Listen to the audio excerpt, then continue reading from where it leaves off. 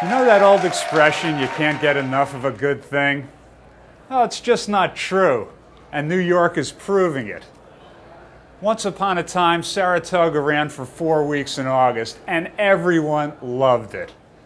But then, in the interest of chasing money, the New York Racing Association lengthened the meet to 5 weeks, 6 weeks, and now to 7 weeks, which everyone agrees is just too long.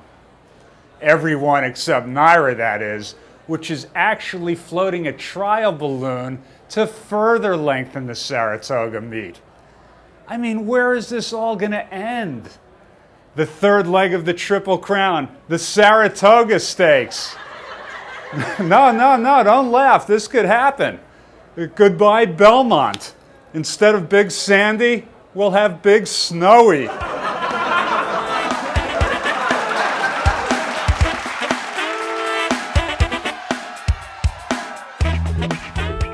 And thanks for dropping by for the maiden voyage of Lenny's place. A couple of months ago, it would have been quite in line to say we had a deep, quality-filled handicap division coming up to the Breeders' Cup. Mucho Macho Man looked willing to defend his Breeders' Cup Classic.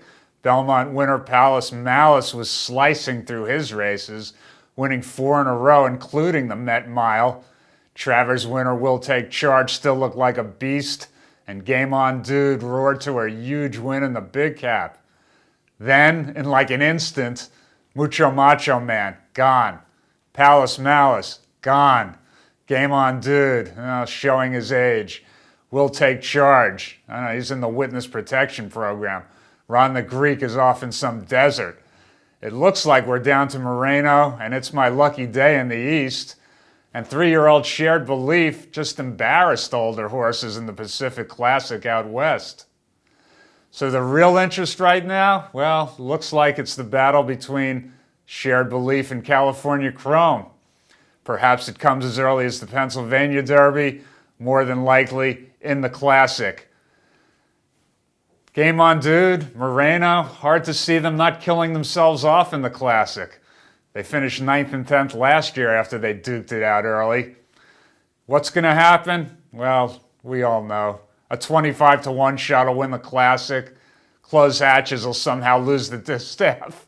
And Wise Dan will become Horse of the Year for the 3rd straight year. What other ending could there possibly be? I joked at the top of the show about NYRA milking dry the cash cow that is Saratoga, but it's really not funny. NYRA insists on running 10 races on weekdays and 12 on weekends up at Saratoga at a time when foal crops are down, 2-year-olds are nowhere to be found.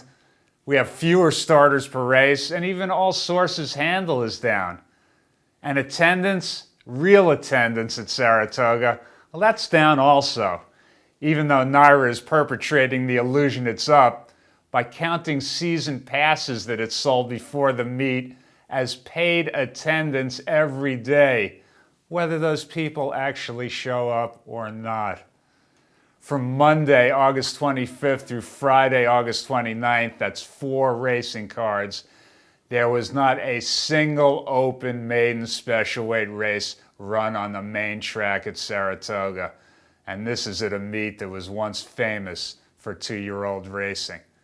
And now NYRA wants to lengthen the Saratoga meet? Can you say saturation? But in the interest of equal time, because I am a fair guy, I will bring you the top 5 reasons to extend the Saratoga meet, at least according to NYRA. Number 5, $12 hot chocolates could become a huge revenue stream. Number 4, who doesn't want to see Mary Lou Whitney riding a reindeer sleigh? Number 3, Tom Durkin needs somewhere to go when he returns from Italy. Number 2, the new thermal underwear giveaway. Sure hit. And the number 1 reason to extend the Saratoga meet, New York City residents can get home faster from Saratoga than they did from Belmont on Belmont Stakes Day. There you have it. Speaking of Saratoga, Moreno winning the Whitney was one of the top stories of the year, which is very good for Lenny's place. I like people who like to talk. A lot of trainers protect their secrets like Fort Knox. That's not going to be a problem with the guy standing next to me. He's the trainer of Saratoga, Grade 1 winner Moreno. He's the Cajun cowboy, Eric Guillot. Welcome to Lenny's place.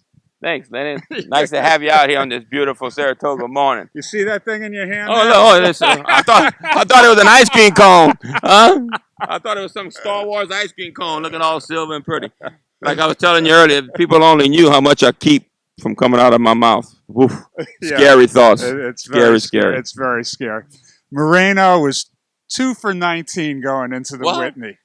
2 for 19 going into the Whitney. A lot of close calls, a lot of placings, and a lot of great races. Missed the Travers by a nose. What kept your confidence level up in this horse? Well, I mean, it's pretty easy to see how I mean, he hasn't really missed any of the dances against the best, and I think he's missed the board one time besides the Breeders' Cup Classic when he got injured on his splints and fractured a splint in the race. And then when everybody but me, from my partner to the jockey to every guru that reads a racing farm to every person that thought it was a mile horse, finally just had to get it out of their systems and prove that he wasn't in the Met Mile. He run dead last, like a 2-year-old hitting dirt in his face. You know, you don't want to run. He's a corky. He's a head case. So I mean, I knew that going in. That I figured I might as well try him one time right back where I can put equipment back on him and put him back on the lead. You know. Yeah.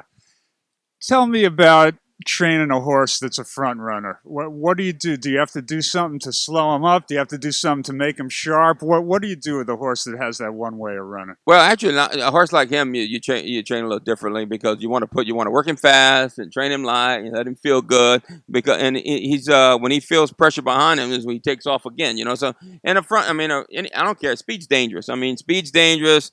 At 2 furlongs, it's dangerous. At 2 miles, you basically you're ready. You got to go where I already been. You know what I mean? It's just that simple. So he's got a high cruising speed. You know, it reminds me like a cigar type or a horse. You know, those kind of horses that have that high cruising speed. So if you take that away from him, I mean that's his deadly weapon. Better at 4 than at 3. Yeah, I think kind of like his daddy was. You know what I mean? I think he's better at 4 and 3. I think he's kind of trying a little harder. He's figuring it out a little bit more. He's more sensible when he gets into the paddock. He's more sensible in the starting gate. So I think he has a pedigree to be better at an age, kind of like his daddy was. So any doubt that you would go in the Classic, or would you look at the Dirt Mile, or are you convinced? Again? I mean, you another one of those? This is the Classic. I thought I just made that clear. Did I not just make that clear? You want to be another victim? Okay. All right, let's get to the important stuff here. The voodoo.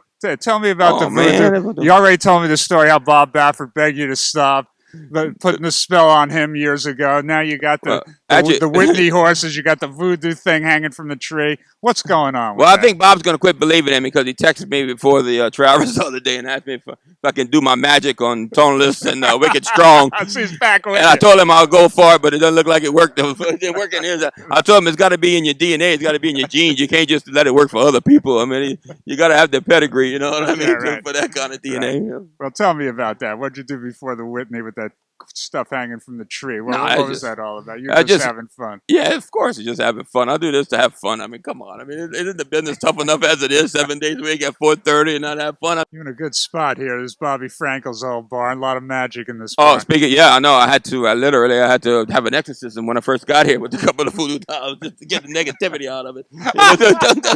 The smoke took 20 minutes to clear.